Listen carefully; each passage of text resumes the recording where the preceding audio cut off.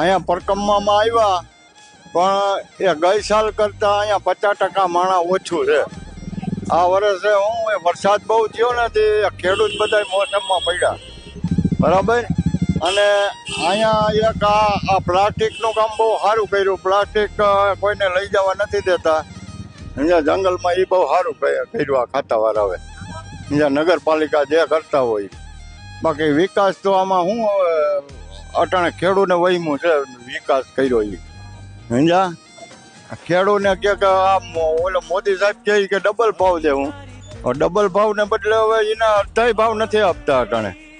1100 રૂપિયા ને 1200 રૂપિયા પોર. હવે 1350 1500 રૂપિયા હતો માંડવીનો ભાવ.